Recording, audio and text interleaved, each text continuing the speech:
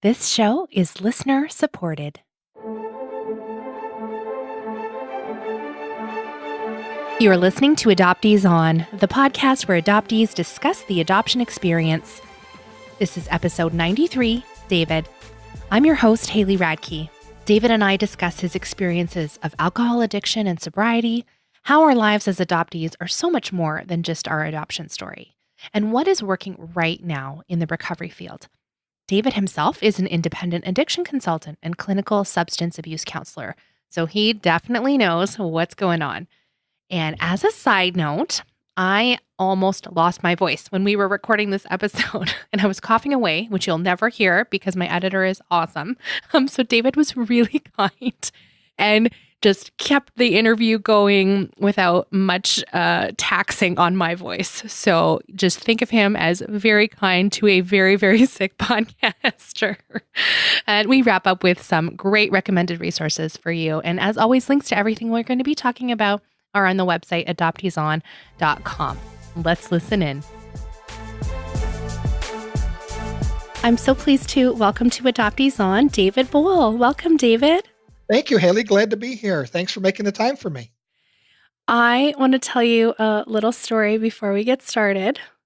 You are the very first person I ever met in person that came up to me and said, I listened to your podcast. Oh, really? Wow, I hadn't realized that. Yep. So I will never forget when we met. We met at the Indiana Adoptee Network conference about a year and a half ago, and that was just a really great event. And so I remember talking to you then and saying, oh, you should come on my show. And you were like, no, I got to finish my book first. And so here we are. Here you are, and you have your memoir all finished, which we'll talk about a little later on. But I'd love it if you would share your story with us. Sure, absolutely. If I can, I'll just introduce myself real briefly. Sure. You hinted at it, but my name is David Bowl. Middle initial B is Brian. I am a relinquishee, and I'm an adoptee. And I make that differentiation very specifically because they're two very different events. But that's important for the purpose of our call today. But more than that, I'm a husband of 34 years, and I'm a father to two wonderful adult children. I live in the Midwest of the United States. And for a living, I'm an independent addiction consultant and a licensed clinical substance abuse counselor. And finally, part of that identity is that I'm a person in long-term recovery from alcoholism. And saying that, I'm going to try to combine in our discussion today as many of those aspects as I possibly can, because I think that's what's most helpful to me when I listen to people on your podcast. When people are telling that integrated, assimilated narrative, it's so profound to me. So I'll do my best to do that. But thanks for having me. And I want to start out by maybe describing my traditional relinquishment or adoption story, and then maybe add to that later on, just to share some learning that I've had since that time. So real simply, I was adopted as an infant. I was told from the very beginning, from my earliest recollection, that I was adopted, and it was never a mystery, although I can say that I had no idea what it meant at the time, but that was the case. And my adoptive parents were very open with telling me that I was adopted, though they didn't really talk about much beyond that. They did share with me that my birth parents were a football player at the University of Wisconsin, and my mother was a redheaded cheerleader at that school.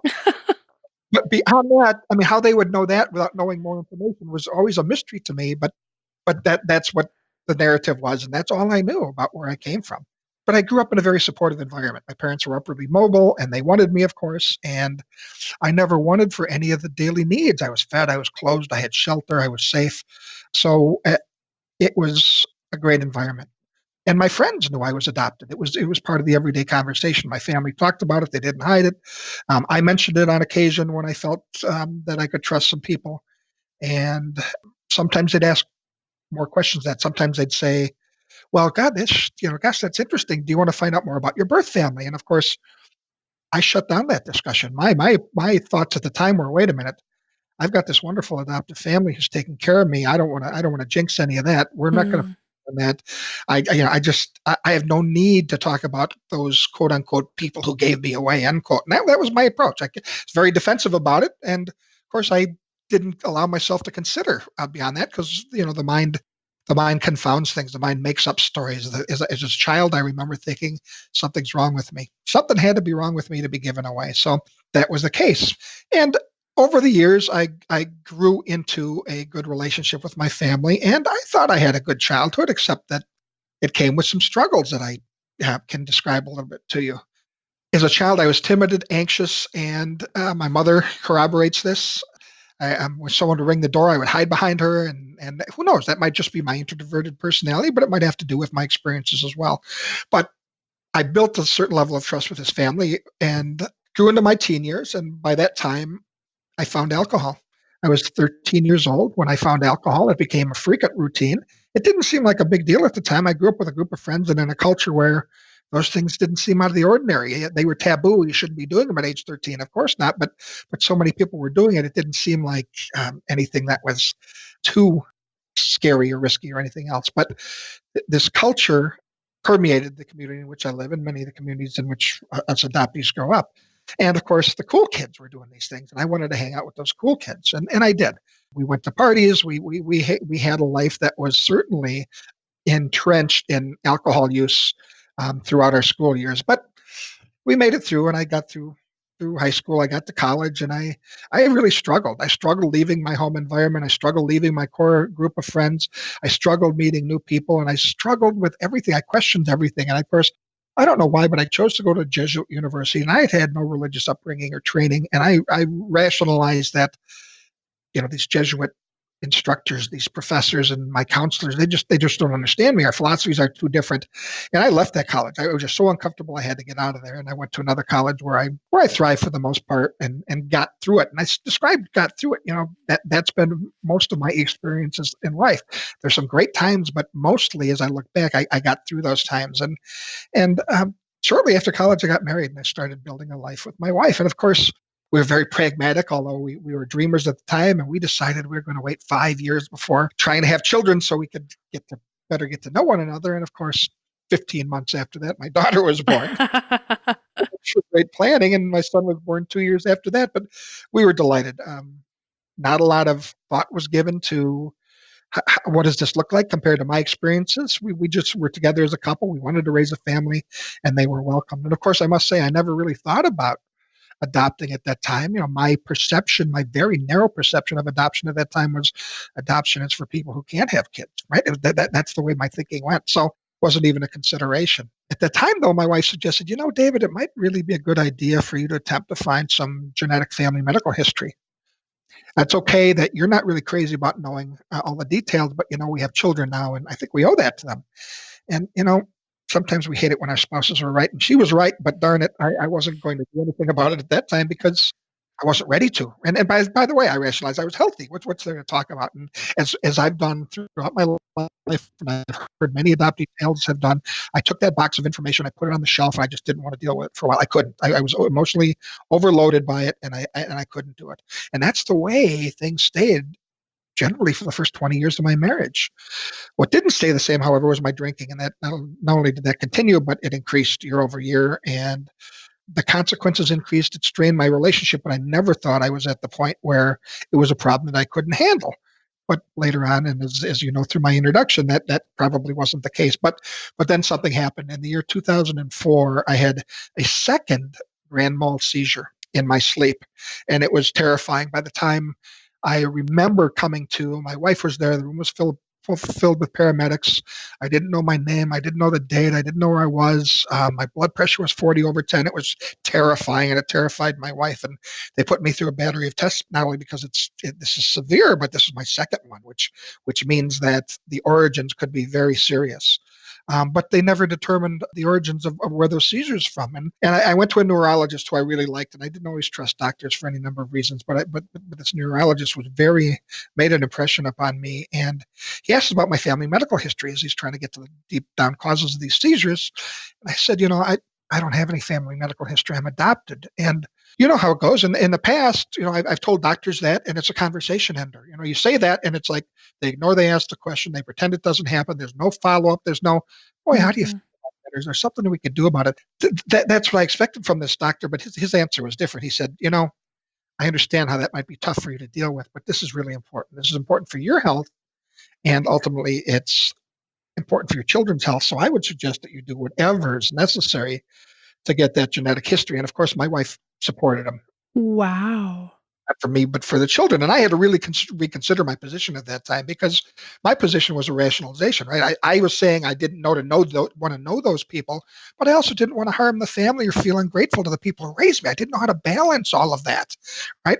I was an adoptee. I was great at adapting, right? What do I have to do to get along around here? I don't want to upset the apple cart. Now I have to go into some areas that are not only unknown, but potentially might also bring out some emotions in some other people. So I live in a state where we have closed birth records, and the process is one can petition the state through the Department of Child and Family Services to obtain some non-identifying information.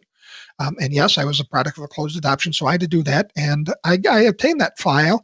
And of course, it was heavily redacted. As a matter of fact, I remember half the pages looked like they were blacked out, and of course, that was emotionally frustrating, right? I felt like I was being manipulated. Why can't I have the information about me? But at the same time, there's a lot of trepidation. I'm now getting some information about part of my life that I knew nothing about. And of course, it describes some medical history. It talked about my grandmother's heart disease and my grandfather's Alzheimer's, but nothing that would point to any family history of seizures. So, okay, that's that. What do I do about this? Do I work harder? Do I press? What do I need to do? And as I was contemplating this, and of course I'm thinking about this very slowly, a couple of months later, I received a second letter from the state of Wisconsin, and they informed me that my birth mother had died of alcoholism in 1996, 8 years before we were corresponding at this time.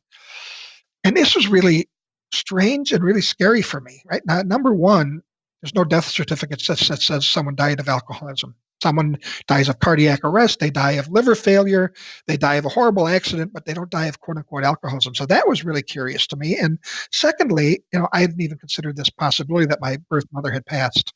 Right? I'm thinking about reunion and all the things I read about it, and it never even occurred to me that she had gone beyond. So Of course. yeah, it was heavy. It was heavy. Another experience to get through as an adoptee. So, looking back on it, I know that it was part of the process, but at the time, I had no idea what to do. So I shared what I could with my wife and kids, and it was better than nothing, certainly, and it kind of ruled out anything fatal in terms of diagnosing the seizures, but it didn't really allow me to understand where those seizures were coming from. So, we were cautious. I was given medication, lots of checkups, and knock on wood, nothing has happened since then. But again, like so many times us adoptees do, I took those thoughts as best I could and I compartmentalized them. I put them on a shelf.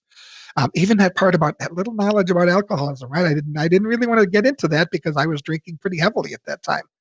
But it got to a point where I just couldn't ignore those emotions anymore. I couldn't allow the what I would call the discord between what I knew and I felt and what I didn't know or what was trying to come out. So something became really clear. I had to do this work, and to do this work, I wasn't going to be able to do it as the way I was drinking. So I had to stop drinking and clear my head, and I did. I went and got some help, and I was able to stop drinking, and that allowed me to get serious about that work that I needed to do to build that motivation and to get the clarity about what's going on. And of course, like many adoptees, I'm not really good at moderation. I do something full on, or I don't do it at all, and that's been my adoptee experience. So of course, I jumped right in, and what I did is I hired an attorney to petition the state courts in the state of Wisconsin for my full adoption records.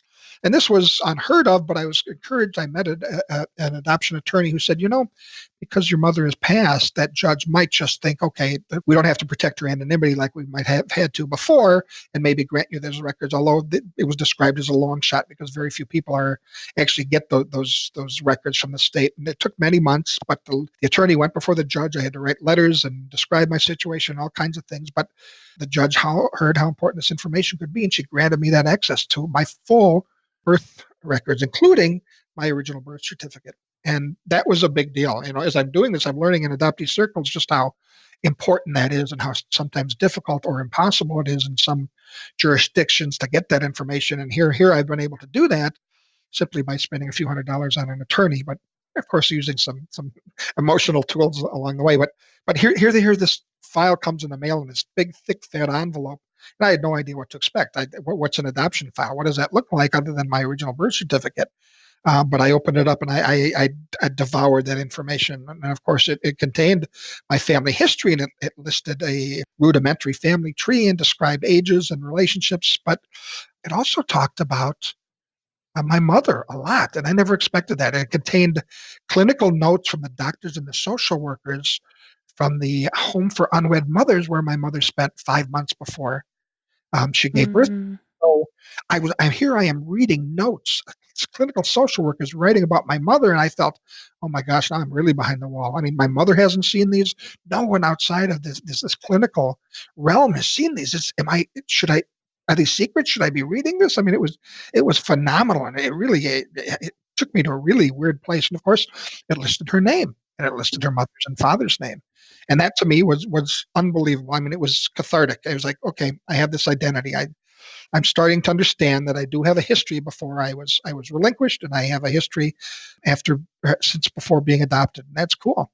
And of course, all of these records are very official hospital records for the most part. They're all on what were typewritten forms back then, as they didn't have word processors and processors in 1960. But there was one exception. I looked at one of the social workers' notes, and there was a name scribbled in the margin in ink in one of those forms, and that name turned out to be my biological father. And that, of all things, blew me away even more because his name was not on my birth certificate. Only my mother's name was. All the files related to the fact that, quote unquote, paternity was not established. That is, there was no legal link to me and my father. My mother may have divulged that apparently to the social worker who wrote that name down. And I'm thinking, I'm in the business. I'm thinking, boy, that was either a horrible mistake or that interesting way of the social worker giving me some clues as to my identity. But who knows, right? I don't want to assign motivation to these people. But it was cathartic, and wow, I mean, this opened up an entirely new perspective for me. I never even thought about my father. I was told I couldn't. Right? It was all about my mother, and it was with that information that the real journey began. I mean, that was just the start. That was me allowing myself to venture into some really scary, fearful territory. But now, here's some information about the people who had conceived me, their families, and maybe even, if anything, what remained of all that today.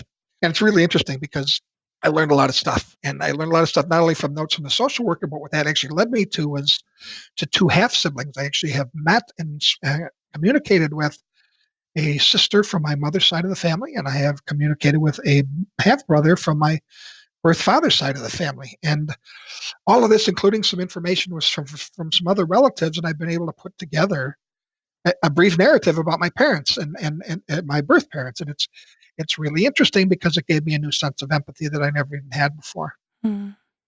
I talked about the way my father grew up in a tiny town he grew up in, how he was a popular kid and a three-sport athlete, and he had to go to the reserve officer training corps to be able to afford college because they were economically disadvantaged at the time, and how he went to the University of Wisconsin, as it turns out, in 1956, and he played football and basketball and lived in a fraternity and worked. And when he met my mother, right, there was a narrative of how the relationship started that produced me, and he met my mother, Karen, in his senior year, and my father's name, as it turned out, was Dick. So then I learned about Karen. Karen grew up in Chicago, and her father was an executive for a firm in Chicago, and they moved all the time, and she spoke to the social worker on many occasions about wondering if it was even worth the bother trying to build relationships anymore because they moved around all the time, and how lonely and isolated she was growing up, and even more so now that she was forced to, quote unquote, forced to relinquish this child. So, and she talked about having a nervous breakdown in college and getting together with my father her sophomore year of college. And guess what? It's no secret to the readers, but they got together. Karen became pregnant. Karen went to Dick, my father, and said, "Hey, I'm pregnant. We need to do something about this." Dick said, "Boy, I don't think I'm the father. What do you mean we need to do something about this?" Karen said, as a female, I could tell you I know that you're the father in a way only a female can know. Um, but he disagreed. And there were extensive notes on this about the discussion going back and forth. And besides, he was quite sure that upon graduation, which was going to happen before I was born, that he was going to be drafted into the Vietnam War. He reasoned, what kind of a father am I going to be being in a war? What kind of a husband am I going to be? And by the way, I don't know if I'm going to make it back. So as they did in that day and age, 1960, that was the heart of the baby scoop era. Mm-hmm. The families decided to put me up for adoption.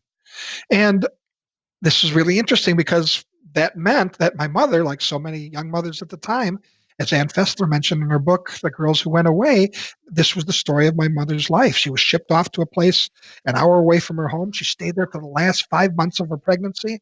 Only her father visited her on Sundays. I don't know why her mother didn't come to see her. But while she was there, her mother unexpectedly died of a heart attack. So she had to go home to that funeral, but there are no notes about did they conceal a pregnancy? What was that like? It just must have been a horrible time for my birth mother. But she stayed in this home and she worked in their laundry and she worked in the area residents' homes to earn their keep, and then gave birth to me on August 12th, 1960. And she, of course, immediately signed those relinquished papers, irrevocably terminating her parental rights, and returned a few days later after going through some horrific hemorrhaging that I read the doctor's notes about. Boy, her father was living at home. He was a widower, but he was spending time with her mother's best friend, and it was a really awkward situation for her to go home to. But that's where the notes ended. After that, what I do know is that from talking with relatives, Dick was drafted. My father was drafted into the Air Force that summer. He was sent to Vietnam to supervise the building of Air Force landing strips, and he and my mother never spoke again. And it's really interesting because years later, I learned that my father actually had preceded my mother in death.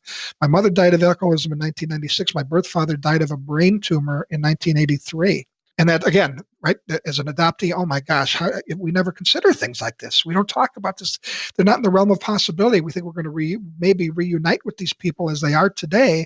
We have no idea that they may have left. So we second guess everything. What was I doing on that day in 1993? Should I have known? And all the rest of that stuff. But anyway, that's my traditional adoptee story. And of course, having said all of that, I've had to do a lot of work since learning all of that stuff, as we all do, right? That was just a bit. Right. That's just a little information that we adoptees get when we open up that can. And wow. a lot has happened since then. And what I did learn most of all is that I couldn't isolate being relinquished and adopted as just one thing. It wasn't a standalone thing. It was a part of my identity. It was part of my narrative, and I had to integrate that into my life and understand it as best I could. So I talk about, in other circles, or in a more evolved way, I guess I would say, my version 2.0 of my adoption experience, which is inclusive of some new perspectives, including becoming more self-knowledgeable and self-aware. And of course, that meant that, again, as I said, I wasn't just adopted, I was relinquished at birth, and I was adopted 7 days later by my adoptive family. And I don't really know where I spent those 7 days, but I likely stayed in that hospital for unwed mothers. And I was delivered to my adoptive home by a social worker, and there I stayed. I've learned that anxiety or being anxious was my disposition, and actually it shows in personality tests that I take. If I really push the issue, would I maybe have some attention deficit? I don't know, but that was just part of who I am from the very beginning, and certainly I see how that might play out later in life. But I started to assimilate into that family, and I started to develop the ability to socialize and trust a little bit, because obviously my basic needs were being met, and that changed. That changed in a deeply profound way at age 6. And I remember this very clearly because it's not only is an experience that changed my perspective on anything, it's my first clear memory of my childhood. And I remember hanging out with a couple of buddies. It was after school. They were talking about their family and their brothers and sisters, and one of them was from a really large family. And I, of course, casually mentioned to them, hey, I was adopted. And I remember it was a conversation stopper, just like I did describe it with a doctor back in the days. They stopped talking, they stopped moving, and they're looking at me. And of course, I expected a reaction, right? Surely they were going to think this was cool, right? Surely they were going to think this was novel. Surely they were going to think that I was this gift, the way my parents had told me over the years that I was going to be. But it wasn't. As a matter of fact, by the look on their faces, I could see it was so uncool. I instantly wished with those 6-year-olds that I had never said it. And they instantly called me a liar. You're lying. There's no way. Why would you say that? And of course, what I do is I go into that defensive survival mode and I push away. And I needed help. I needed help desperately. I said, you got to come home to my mom. She can straighten all of this out. She's going to tell you. And I needed my mom to affirm me. And I took the kids home, and my mom calmly and confidently told them, yes, I was adopted. We love David. He's part of our real family. And that's the way it is. You guys have any questions? And of course they didn't, but I looked at them and I saw in their faces nothing but confusement and judgment. I mean, I can still picture those faces today, and I'm 58 years old. And I knew right then and there that adoption wasn't this cool or amazing thing or this good thing that my parents had told me that it was. I learned from my perspective right then and there that adoption was bad and that I was bad. This is something I should have kept in the closet. I shouldn't have talked about, and it was horrific. And I came upon this poem by A. Milne. A. Milne is a guy who wrote Winnie the Pooh and the series, and he also read a bunch of children's verses. And it's this poem that talks about being 6 years old. Right? It talks about when I was 1, I had just begun, and when I was 2, I was nearly new, and when I was 3, I was hardly me. When I was 4, I was not much more, and when I was 5, I was just alive. But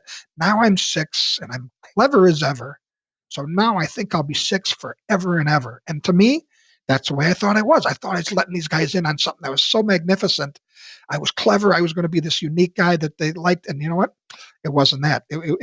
My life was never the same before that. I felt like I was naive before then, thinking that adoption was this great thing and that I was special and I was chosen.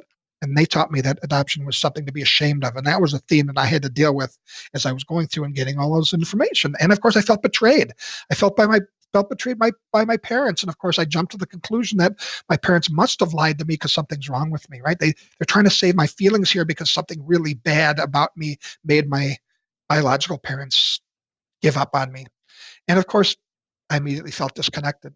And I mean that, relationally disconnected from others, from life, from myself. And for a long time, that informed my life going forward. And if you'll bear with me, I mean, this figures into that, the addiction component and the other component, because it defines the perspective I constructed about my life. And I had to continue to grow that narrative. I had to try to figure out what did that mean? How did that play out in my life? How did those perceptions at the time involve my decision making? Or as Oprah often says about trauma or adverse childhood experiences, what happened to me, right? Not what's wrong with me, but what experiences did I have and what do I have to look like?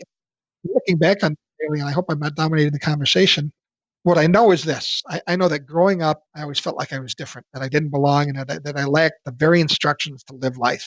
I know a lot of adoptees have this in common with me. I also struggled with my identity, and I didn't know who I was because I just didn't have those biological markers to draw from. And I truly believe that I suffered from what has been characterized as an identity crisis. And that term, identity crisis, was coined by a German psychologist by the name of Erik Erikson, who, by the way, was adopted as well, where I failed to achieve this healthy ego strength or a self-identity during my adolescence. So what ultimately happened is I struggled with a lot of relational issues like attachment, and I had no idea who to trust or how to trust, and that was including myself. And of course, I agonized, just like many adoptees do. I struggled. I always felt alone and isolated and misunderstood. And the problem, of course, as a youth is that later developed in the same thing into adult years, I didn't have the vocabulary to describe these things, let alone trust anyone enough to talk with them about this. I shared my memoir with my adopted mother. As soon as it was published, she read it and she came to me and she said, I wish you would have just told me this was going on. There's so much we could have done. And I said, Mom, this is not on you. I couldn't describe this to you if I had to at the time. It's taken me 50 some years to figure out this narrative and how to work through it. And of course, it was all about shame. It was about that, what I call that trifecta of self-conscious emotions that come out in terms of abandonment and betrayal and shame. And of course, as this is all going on, I'm aging and I'm dealing with this and I'm trying to go through those psychosocial development stages that Erikson talks about. And then something amazing happened. Something life-changing happened to me where I saw things immediately differently. And unfortunately, that was that I stumbled upon alcohol. And I stumbled upon it as a solution, and I differentiate that. Many young folks say that when they tried alcohol, they tried drugs when they were younger, it helped them with that social discomfort that they had. It helped them to socialize a little bit. And that may have been partially true for me, but it was immensely more than that. I felt that with that first drink of alcohol that I had found a connection, that I had connected with people, that those people that I was drinking with and spending time with had found a deeper level of connection than anyone else on the earth could have found. And that's what alcohol gave me, which is a really interesting perspective at the time, but it was like a medication for what ailed me at the time, even though I couldn't define what ailed me. They also say that, that people who experience addictions stop in that psychosocial or that personal development the moment that they begin to use alcohol and drugs in addictive ways. And when I say they, that's what the researchers say. We stop developing because we found a very unhealthy coping mechanism from which to rely upon. And then when I look back on that time, Haley, when I was 13 years old, I can now say almost without doubt that I was immediately drinking alcoholically because alcohol altered my perceptions. It changed my reality. It changed the connectedness I felt. But Well, ultimately, I haven't heard that before, that if you start in that addictive behavior, it can stunt your growth. Like, I didn't know that, like your emotional growth. absolutely, absolutely. So, without getting into the research too deeply, but we go through several phases as we get socialized and develop as individuals, and sometimes we have to have challenges and we have to overcome challenges. We have to find resources for those challenges. But what happens is if I find alcohol, and every time I have a problem, every time I'm emotionally overwhelmed, I turn to alcohol, I don't learn those healthy coping mechanisms to get through life. So I'm stuck in that time before all of these things started to happen, and throughout the time that I'm using chemicals or alcohol in a very unhealthy way. And Uh, it makes sense, actually, right? I mean, you may not have, yeah. but I think it makes sense for a lot of people. So, and that's what happened for me. And Mm-hmm. of course, what happened, like it happens with many other people, is that it stopped becoming a medicine. It was no longer that magic elixir that it was when I was 13 years old. It was progressive, and it caused health problems for me, and it caused more emotional problems for me, and actually turned into a poison for me. I became a full-blown alcoholic. I had alcohol use disorder. There's no doubt. So no longer is it a solution to my problems. It is now one of my bigger problems, and I can't do any of the work on my adoption because I'm not fighting this emotional psychological nightmare that became this alcohol addiction. And it didn't happen overnight, of course. It took many years, but it did. So back to the other story, I knew I had to get sober. I knew I had to stop drinking if I was ever able going to delve into this emotional journey that I had to take that related to my relinquishment and adoptions. And to do that, I did. As I said before, I got clean and sober. I had to go to treatment to do that. And I had to do a ton of work just to do it, but it was exactly what I needed to do to continue this process. And then what brought you to your career now as an independent addiction consultant and Yeah, abuse counselor?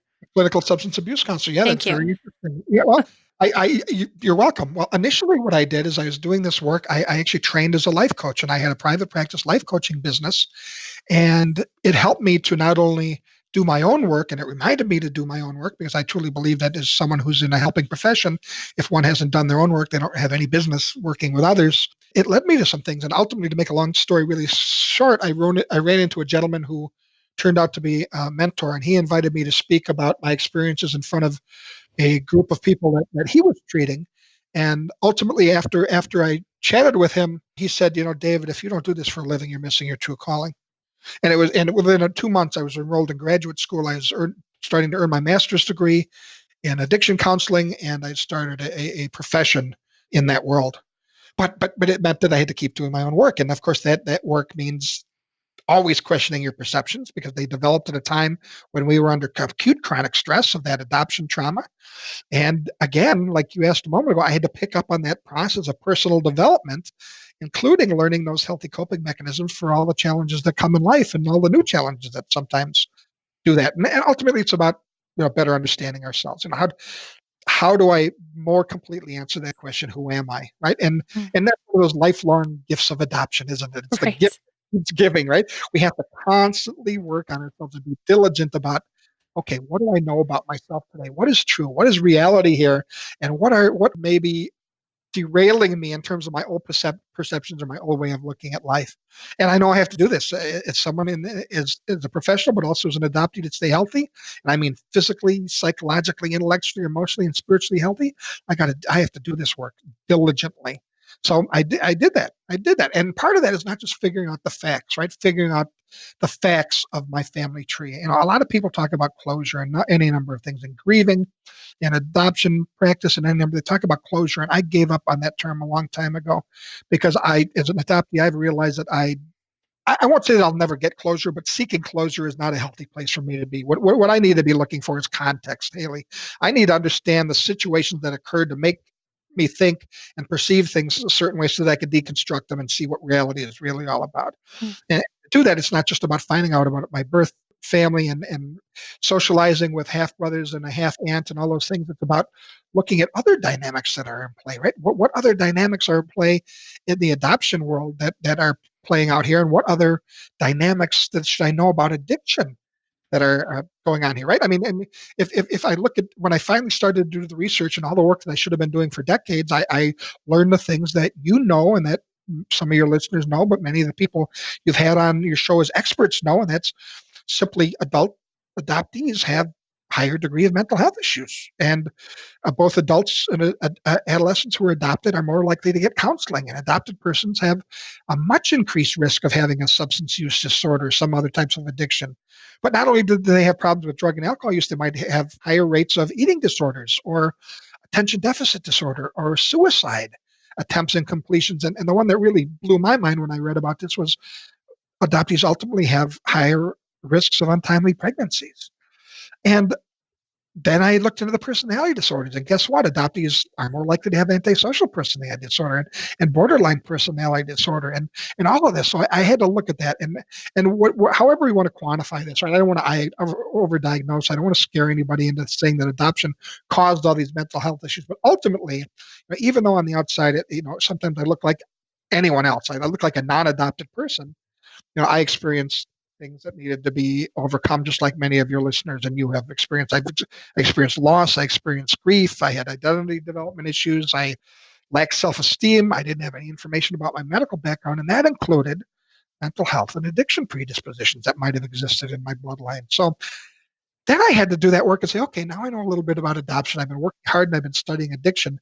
Is there a relationship between the two? And what I can tell you today, unequivocally, there's absolutely a relationship between the two. Is a cause and effect? All the research is still out on that. I can't really say because, again, these are really complex presentations. People's lives are complex, and adoption is complex, and addiction is complex. But there's some work on this, and there's a psychologist out there by the name of Paul Sunderland, Sunde. Mm-hmm. Who talks about the intersection between adoption and addiction.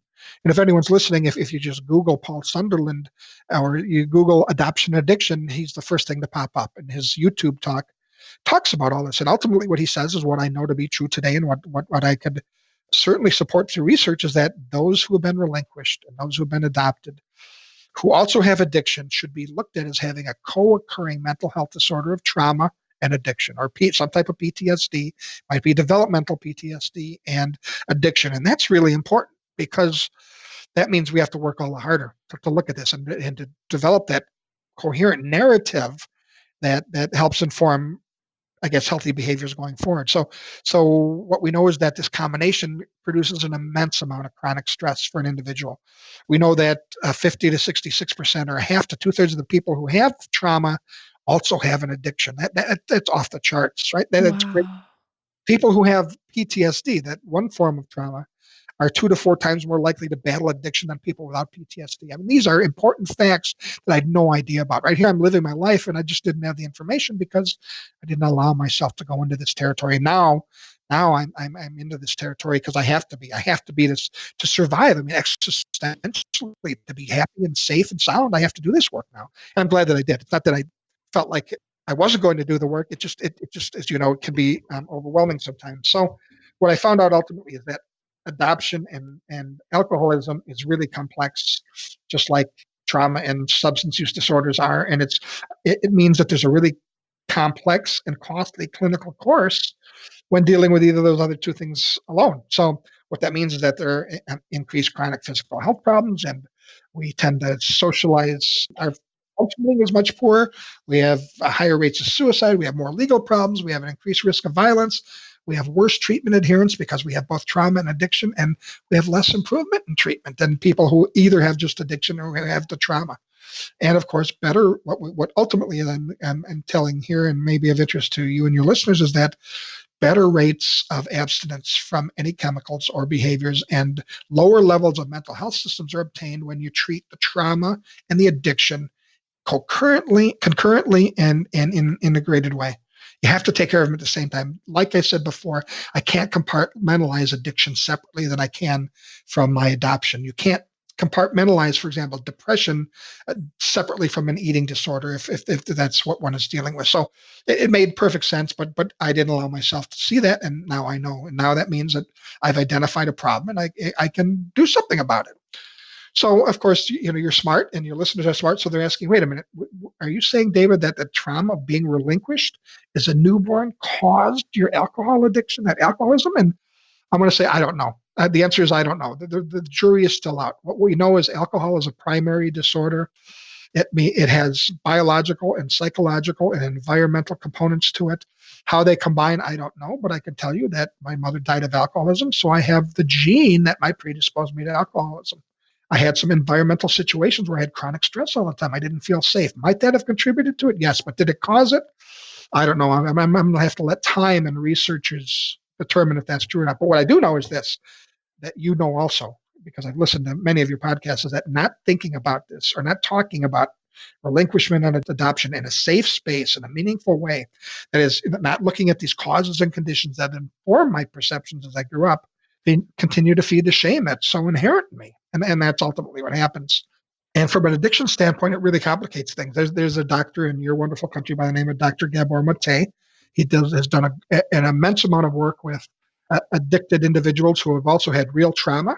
They tend to be socioeconomically greatly disadvantaged and oftentimes homeless on the east side of Vancouver, Canada. And he basically, in his book, The Realm of Holy Gross, said, I'm going to paraphrase because I don't have the exact quote, is that addiction is really complex, and it's a complex interaction between human beings and their environment and their perceptions. And you can't just look at it from one perspective. We need to keep other things in mind. And that's exactly what I'm describing as the process here. Addiction is biological and chemical and psychological and medical and neurological and emotional, and it is social, and sometimes it can be political and economic, and it certainly has spiritual underpinnings. And that's what Dr. Mate basically talks about. He says, to get anywhere, to get a complete picture of this, we have to keep shaking that kaleidoscope and see where other patterns emerge. And I think we do that as adoptees. It doesn't have to be just about addiction and adoption and that combination. It's about all the aspects of our life in this cohesive narrative that we're trying to develop, because our stories are very complex and it's sometimes very difficult to get our arms around them. But for me, that combination, that intersection between relinquishment, adoption, and addiction has to be part of the examination. So, to say that I'm an alcoholic and nothing else matters is incomplete, right? It compartmentalizes things. Or to say that I have this disease with these genetic predispositions, it may be true, but new science says that I have a chronic brain disease that produces these dopaminergic dysregulations that cause me to make bad, unhealthy decisions sometimes. Well, that may be true, but it's incomplete unless I bring the rest of what's going on in there, the adoption and the relinquishment. And the flip side, to say that I had a trauma as a result of being relinquished caused all my ills in life is only a partial way of looking at it. It may have caused some perceptions that I need to reexamine, but it's not that straightforward. And of course, to say that I have attachment and identity issues as a result of this chronic developmental relational trauma, this chronic stress that I talked about, it's true, but I think it's only a fraction of that kaleidoscope that Dr. Mate describes. Mm-hmm. So again, we have to keep working towards this coherent narrative. All these things are accurate, but I need to consider all of them together. And sometimes, Haley, that is an immense amount of work. It's exhausting. I can't always do it alone. I need others who can be accountability partners to hold me, to keep me to that reality. But that's what I continue to do. And I'm so glad I've done it. Thank you. My goodness, that is we could talk for hours about this, right? It's so complex. And I love how you just called us back to that realization that we're more than just being adopted. There's so many different parts of our lives.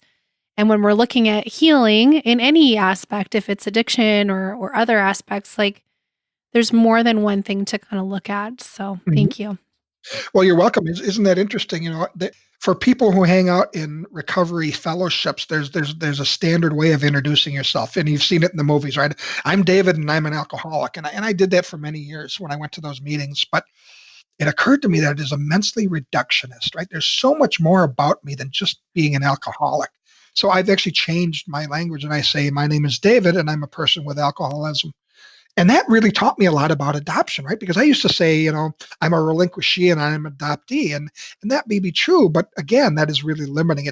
That's not only who I am. It's only part of what I am, part of who I am. So now I say, I'm David and I was relinquished and I was adopted, right? It's not who I am, it's what occurred. It's the experience. Well, let me lighten this up before we do our recommended resources. So I recently did my very first ever stand-up comedy set.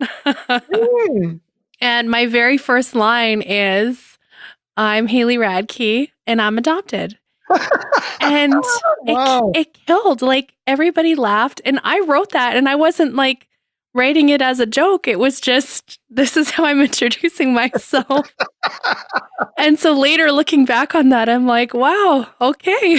Like, That was incredibly insightful. And, as we talked about, there's so many parallels between recovery from some type of substance use or behavioral disorder and recovery from grief and punishment and trauma and all of that. The parallels are infinite, and you were brilliant to do that. So good for you. I had no idea that you had done that. I did. Well, and speaking of parallels, let's do our recommended resources. And Absolutely. so your memoir is called Parallel Universes, The Story of Rebirth. And I had the immense privilege of reading it. And I just want to read just a little quote from it here. There are so many more things to sobriety other than just putting alcohol away. It's a total revolt. The whole process feels like coming out of a blackout, one that lasted years instead of one night.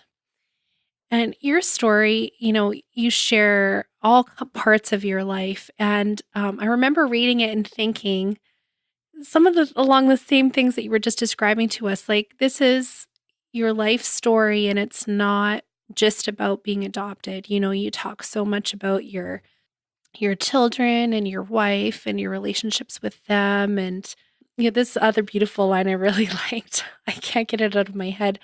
You're talking about your daughter being born, and it says, every time a baby is born, a universe is created. And try and get that out of your head. Absolutely. And of course, I'm sorry to interrupt. It obviously means that we have a bigger responsibility to those who come after us, right? I feel an immense responsibility without putting pressure on them to my children to get this right, to build a foundational, cohesive narrative that I can pass down to them so they can do the same thing and so they can be emotionally mature as well. Absolutely. Yeah. So anyway, I really enjoyed your book, and you have such good perspectives on all the different things that kind of led you to where you are now. And so I definitely recommend people pick up a copy. So yeah, again, it's called Parallel Universes. And so you can hear more of David's story. He shared what he could in the time we had together. But I'd really recommend you pick this up. Okay. Thank you. Okay, David, what did you want to recommend to us?